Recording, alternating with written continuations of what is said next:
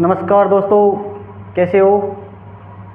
मरुद्रा coaching classes Sapra में आपका हार्दिक स्वागत और अभिनंदन।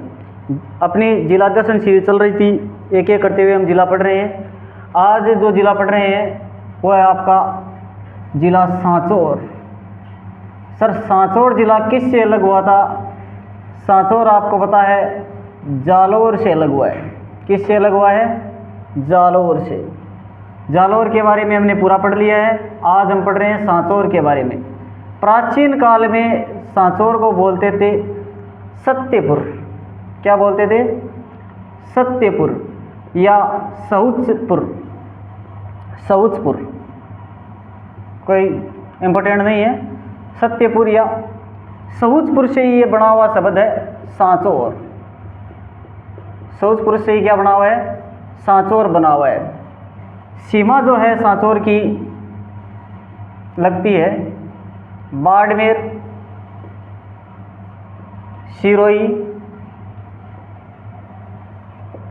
पाली और जालौर। सॉरी, पाली नहीं लगेगी, बालोतरा और जालौर।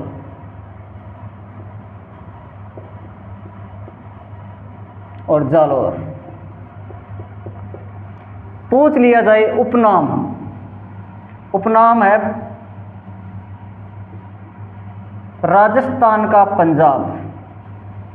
राजस्थान का पंजाब। राजस्थान का पंजाब किसे बोलते हैं? सांचौर को बोला जाता है। कारण क्या है? राजस्थान का पंजाब बोलने के पीछे कारण ये है कि पंजाब से 5 नदियों का उद्गम होता है। उसी प्रकार सांचौर से भी 5 नदियों का उद्गम होने के कारण इसे बोलते हैं राजस्थान का पंजाब।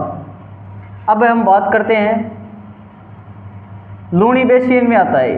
कौन से में आता है? लूणी बेसिन। लूणी नदी सांचौर में आती है। लूणी नदी की 2 बात कर लेते हैं। उद्गम कहाँ से होता है लूणी नदी का? सर, नाग पहाड़। नाग पहाड़ कहाँ है? अजमेर। लूणी नदी नाग पहाड़ अजमेर से ब्यावर, ब्यावर से नागौर, नागौर से जोधपुर ग्रामीण, ग्रामीण होते हुए बालोतरा, बालोतरा के बाद सांचौर और अंत के रूप में ये लूणी नदी कहाँ तक चली जाती है? कच्छ की खाड़ी। कच्छ की खाड़ी। उससे पहले लूणी जो नदी है सांचौर जिले में दलदली भूमि का निर्माण करती है। क्या करती है? दलदली भूमि। दलदली भूमि का निर्माण करने के कारण ये लूणी का बेसिन का जो क्षेत्र है ये कहलाता है नेहड़। क्या कहलाता है? नेहड़। इसको लवणवती भी बोलते हैं। लूणी नदी को क्या बोलते हैं? लवणवती। मरुगंगा। मरुगंगा, मरुस्थल की गंगा। मरुस्थल की गंगा कह दो, एक ही बात है। मरुगंगा कह दो। मरुस्थल की गंगा। आधी मिट्टी व खारी नदी। आधी मिट्टी व खारी नदी। खारी मिट्टी नदी भी नाम बोल सकते हो। खारी मिट्टी नदी कौन सी है? तो वो भी लूणी है। आधी मिट्टी आधी खारी नदी वो भी कौन सी है? लूणी नदी है। थोड़ा सा ये भी देख लेना और ये थोड़ा सा देख लेना। नेहड़, दलदली बाग जो होता है वो क्या कहलाता है? नेहड़। सांचौर में दलदली बाग का निर्माण करती है जिसको आप क्या बोलते हैं? नेहड़ बोलते हैं। आगे हम बात करते हैं। इधर कर देता हूँ, दिख रहा होगा आपको यहाँ।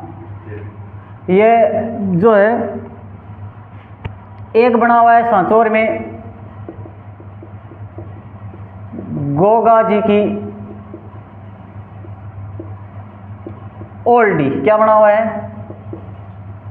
गोगा जी की ओल्डी कहाँ है? तो ये प्रश्न पूछा जा सकता है। गोगा जी महाराज की ओल्डी है। एक तो ये 2 प्रश्न इंपॉर्टेंट है बेटा ब्रो। श्याम मंदिर होगा गोगा जी की, ये देखा होगा। गोगा जी का जो मंदिर होता है, थान होता है, वो खेजड़ी वृक्ष के नीचे होता है। लेकिन ये ओल्डी वाला जो मंदिर है ये नीम के वृक्ष के नीचे। ये भी ध्यान रखना, नीम के वृक्ष के नीचे। गोगा जी की ओल्डी कौन से वृक्ष के नीचे बनी हुई है? नीम के वृक्ष के नीचे बनी है। खिलेरियों की डाणी कहाँ बना हुआ है? खिलेरियों की डाणी सांचौर। खिलेरियों की ढाणी, सांचौर। तो सर गोगा जी के मंदिर तो वहाँ पर थे। बताया जाता है कि गजनवी ने जब आक्रमण किया ना, तो यहाँ से सांचौर से गायें लूट कर लेकर गया था, तब गोगा जी ने उसका पीछा किया, तब यहाँ पर ये मंदिर बना हुआ है। थोड़ा सा ध्यान रख लेना। गोगा जी की ऑलरेडी कहाँ पर बनी हुई है, ये कई बार पूछा हुआ भी है। तो आगे बात करते हैं, मिटाता हूँ मैं इसको। आगे है एक तो शेवड़िया पशु मेला, शेवड़िया पशु मेला, और ढांडा डांगरा को पशु मेला है। कहाँ लगता है? रानीवाड़ा में लगता है। रानीवाड़ा तहसील है। कांकरेज नस्ल की गाय है, कांकरेज नस्ल की गायों के लिए प्रसिद्ध है। गाया का माए ध्यान रख जो बेला के लिए प्रसिद्ध हो, गाया में भी बेल के लिए यानी कि नारा के लिए प्रसिद्ध हो। आगे बात करते हैं हम रानीवाड़ा दुग्ध डेयरी, रानीवाड़ा दुग्ध डेयरी। स्थापना होती है इसकी 1986 में। राजस्थान की सबसे बड़ी दुग्ध डेयरी, राजस्थान की सबसे बड़ी दुग्ध डेयरी कौन सी है? रानीवाड़ा दुग्ध डेयरी, स्थापना 1986 में। आगे एक ध्यान रख लेना,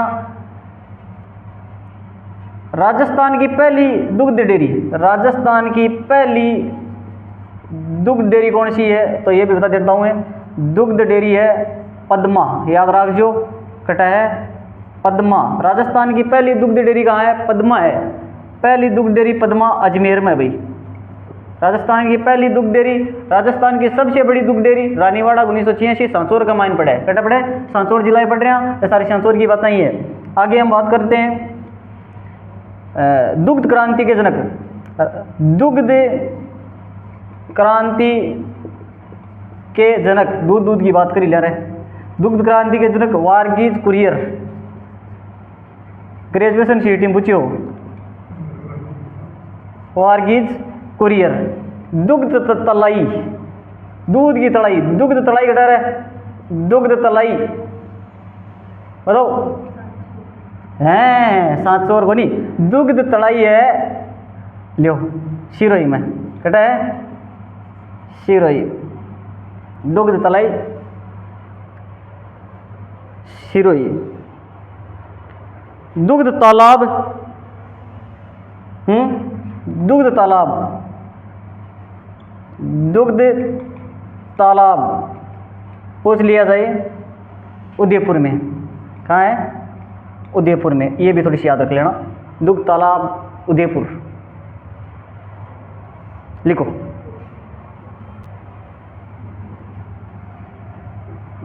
राज्य की पहली गौमूत्र बैंक, गौमूत्र बैंक कहाँ है? सांचौर।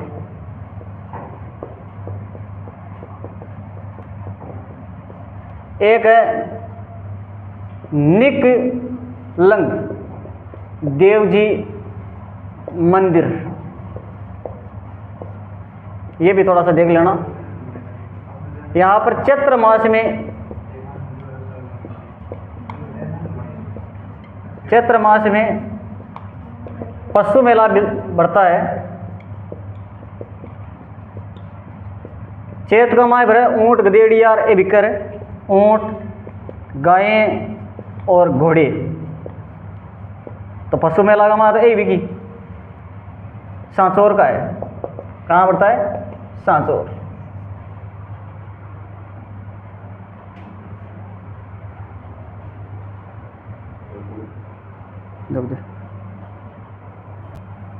एक न्यू हाड़िया तालाब, क्या है? न्यू हाड़िया तालाब, जालौर का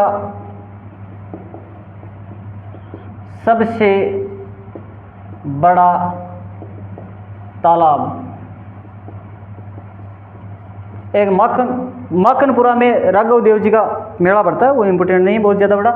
अब एक इंपॉर्टेंट कहानी याद रखनी है, नर्मदा नहर परियोजना बहुत ज़्यादा इंपॉर्टेंट है, सांसौर की आई है, 2 जिलों को प्रभावित करती है ये,